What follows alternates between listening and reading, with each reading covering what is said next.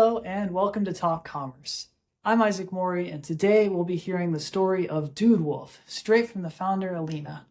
We'll hear about the role of social media and community in brand building, plus some interesting insights into the ways that content marketing and SEO help reach new audiences.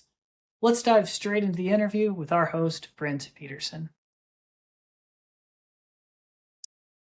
Welcome to this episode of Talk Commerce. Today I have Elina with Woof. Elina, go ahead, do an introduction for yourself. Tell us your day-to-day role and one of your passions. Hi, Brent. Happy to be here. My name is Elina. I am the founder of Woof, and Woof is an e-commerce dog brand specifically focused on the doodle market. So one of my passions outside of building Woof is DJing. I got started with that a couple years ago, and it's a really fun creative outlet for sure. All right, so you do live shows and things like that? Go to parties, and are you the DJ at the party? So I do sometimes play out. The problem is that it doesn't really fit my lifestyle because it's usually super late at night. So mostly it'll be like a bunch of friends and I get together and we'll do something at the house. Some of us are DJs, so it's pretty fun. We'll kind of play back to back. When I go to Las Vegas once a year for a conference, and there's always like this big name DJ that's on the side of a building. Is that what you're aspiring to someday, being getting on the side of a building in Las Vegas as a DJ? I'm not sure if that's I'm not sure if that's an aspiration of mine, but I do enjoy DJing, so I guess we'll see where that takes us. Awesome. All right. So before we get into content, you have volunteered or volunbarked to be part of our free joke project. I'm just going to tell you a joke, and all you do is give me a rating 8 through 13. So here we go. How does a dog stop your Netflix? By hitting the pause button. Ooh. We give that a solid 10.3. 10.3. Awesome. Thanks. I love the granularity in there, and I love the floating decimal point. All right. So tell us a little bit about how you got started. Tell us why you chose Doodles, and a little bit about your background. Yeah. So pretty straightforward background. Well, I'm immigrated here when I was 3 from Ukraine, so I guess that's different. But went a pretty traditional route of going to college, getting a job, having my first job in tech, and then I switched around into different other industries in tech. And then in 2023, I got laid off from my job. And around that time, I picked up this book called 12 Months to 1 Million by Ryan. If you haven't read it, he's a great guy, great book. But the concept of the book was really to pick up an audience that you're going to serve before choosing the product that you're going to release. So at that time, I was broke because I got laid off. And I knew that no matter what business I started, I had no idea it was going to be in e-commerce. I had no idea what the heck I was going to actually put out into the world. But I knew that whatever I was going to do, I had to be able to use organic social media to promote myself because I didn't have money for paid ads. So I looked at my dog, and my dog is a doodle. And I was like, okay, what if I serve the doodle market? Because I'm not like an expert in it, but I can make content with my dog and I know enough about it that we'll see what happens. And so I still had no idea what product I was going to create. But I went into these Facebook groups. They're just typed in doodle Facebook groups, and there's a bunch that pop up. And I posted in there and I said, hey, what are your challenges of having a doodle? Would anyone be willing to chat with me just to like explain and just chat about the challenges? And so I had a handful of people that reached out and said, hey, like I'd be willing to chat. And so the number one problem was that their dogs get matted really easily. So I took that, I put that into ChatGPT and said, hey, this is a challenge that I'm trying to solve. What are some product ideas to help solve it? And one of the first ones that came up was a detangler spray. And the ones in the market, they were kind of filled with shitty ingredients and harmful chemicals. So I said, all right, I'm going to create the most natural and all natural human grade detangler spray for Doodle owners, because I know they have this problem. And that I'm going to document my journey through social media and my email list. And that was the origin of Doodle. That's great. I think that ideation with ChatGPT is the fascinating thing that's happening nowadays. Mm-hmm. Um, how has that then transitioned? And in the green room you mentioned you're mainly on Amazon. Mm-hmm. How did you transition the ideation into developing a product and getting that product developed and tested and then onto the market? There's a lot of steps in there. Tell us a little bit about that. Yeah, definitely a lot of steps in there. The whole base of my business is building an audience of raving fans. So most people, when they launch on Amazon, they'll just stick a product on there and kind of hope for the best, run some ads to it. I thankfully did not have the luxury of that because I didn't have the money. So I knew that, and I'm saying this thankfully because it has built my business to where it is now.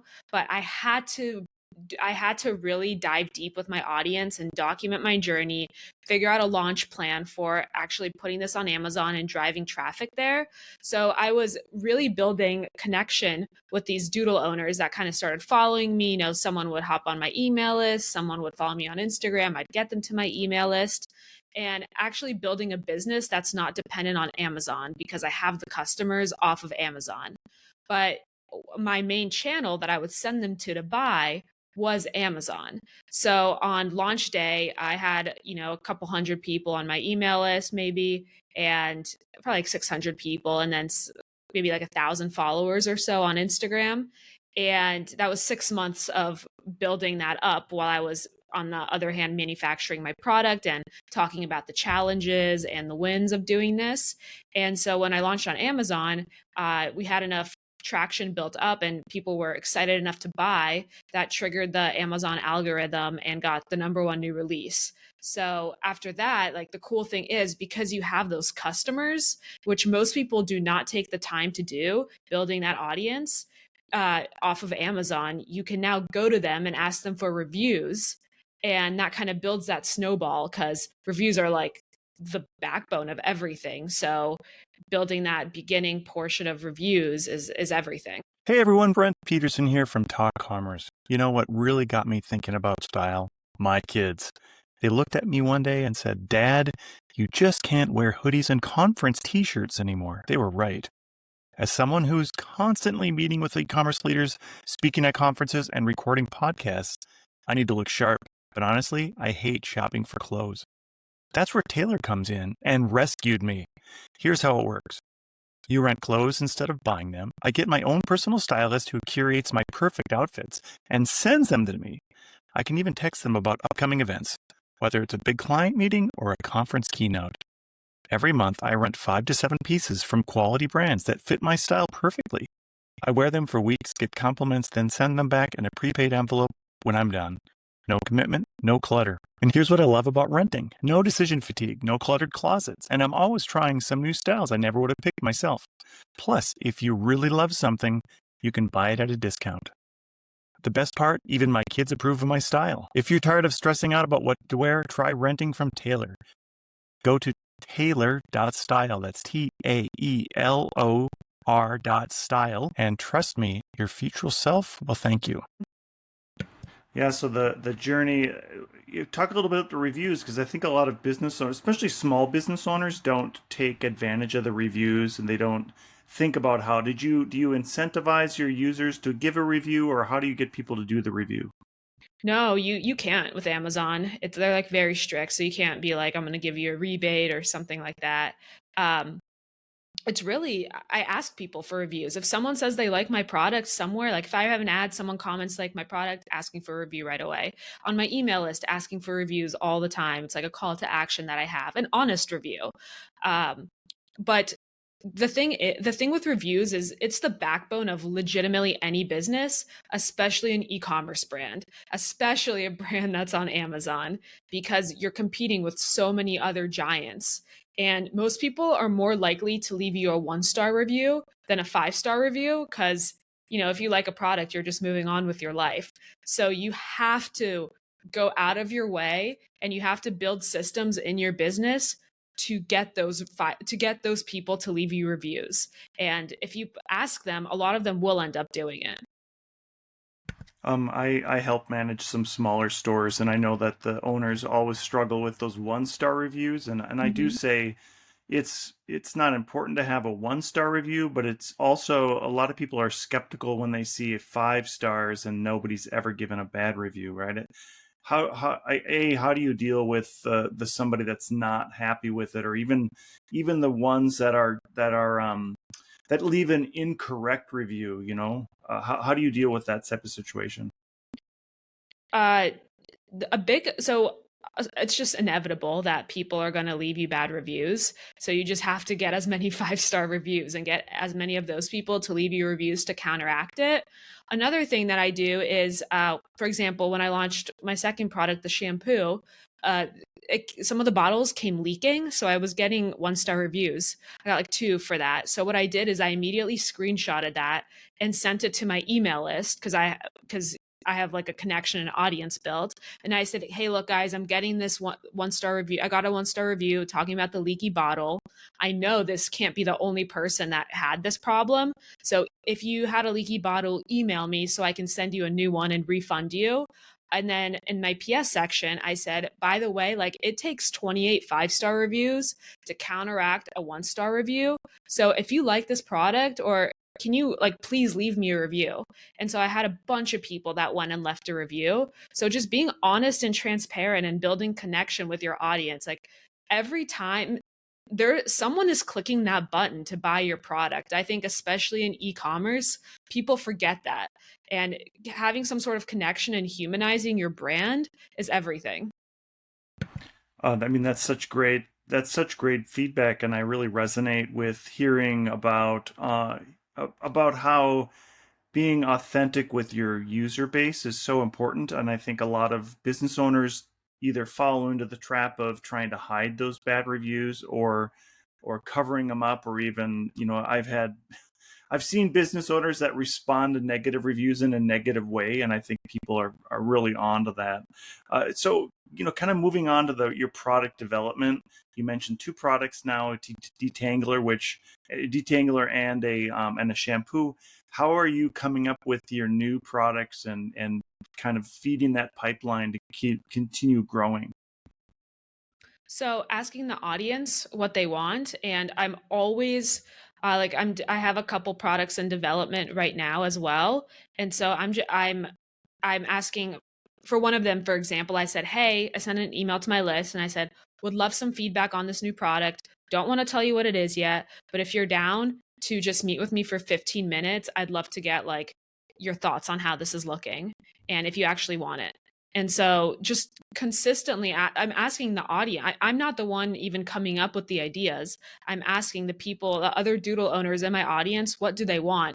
Because it's so much easier, first of all, to sell a product that people they know that they want it and they feel like they have a challenge or a problem. And then I'm creating that best product to solve their problem. That's a lot easier than me coming out with a dog bowl and being like, here's this dog bowl. And people are like, I don't need this. Yeah. But if someone has a problem, like their Doodle's hair gets matted, then I'm creating the best detangler spray for Doodles out there. That's so much of an easier sell because they legitimately are so grateful to have this product, and I'm continuing to add value to the audience and those people. One of the things that I was just at Shop Talk, which is a e-conference, online retail conference in Chicago, and a lot of the things they talk about now are the ability or the need for your site to have question and answers, and really a lot of that drives traffic to your site. Mm-hmm. Do you do extra materials to help Doodle owners understand maybe some questions they may have, and do you then engage your community to come up with some of that content? That is funny you say that about the question and answer, because I didn't know that was a thing people are talking about, but we put it on the website. We put a bunch of FAQs on the website, because in my head with AI, that's what AI, like that's a really easy format for AI to grab information from. So that was an interesting point. Can you repeat your question? Yeah, I mean, do you for that question and answer, are you going back to your community to learn some of those questions that people are asking, and then you're putting them on your site? And you're right, that's exactly how, like, if you, I think even Google, a lot of times at the top are your questions people are asking, and then it comes the link to the site. So that's even becoming more important, is that Yeah. is the questions that people are looking for, because they're looking for content that resonates with people to get them back to a site to spend more time on it. Yeah. So for the question and answer specifically, just so involved with what people message us all the time on Instagram and just everywhere, TikTok. So I kind of know what questions they're asking. So that's what goes into our FAQ section, because they just already ask us this, so they'll email us. And then we do a lot of blog writing as well. So we'll release a new blog about once a week. And so that's really just to provide value for the audience. Like it could be like how to brush your doodle daily, or it could be, DIY Poggarita for your doodle, just something. So those are things that either people are searching for, or I see them somewhere and I'm like, oh, this could be a good blog. But we just try to provide as much value to people as possible, and also to help boost our SEO. When you're trying to put together a meeting, do you always use Doodle for the meeting invites? That's a little bit of a joke. Doodle polls. Never mind. I'll stop there. Do you see? I got you to laugh at that one. Do you do you have plans to go down any more breeds, or are you just stuck on Doodles? Like, do you ever have would you ever think about adding Jack Russell Terriers to the mix? No, unless it's a completely new company. So it doesn't really make sense, because the audience that I've already acquired, that customer, is a Doodle owner. So instead of going and having to acquire a new customer, I'd rather create products for that specific customer that they want. And so that boosts the lifetime value of the customer, and it just builds more trust with them. And then I have like an actual kind of Doodle domination community. The Doodle domination. I think that should be the title of this episode. Will be the Doodle domination. We have a few minutes left as we close out. I give everybody a chance to do a shameless plug about anything they like. What would you like to plug today? Yeah, if you're looking to build an e-commerce brand, and especially I call it branding on a budget, which is building an actual community of raving fans to help drive traffic and to release products to, you can contact me on my website at www.elinatalksbrand.com, ELINA, and I'd love to help you. That's awesome. I'll make sure I get those on the show notes. Elina, it's been such a great chat. Thank you so much for being here today. Thanks for having me. All right. Went super. Talk Commerce is a production of Content Basis, LLC. For more creative content, go to contentbasis.io.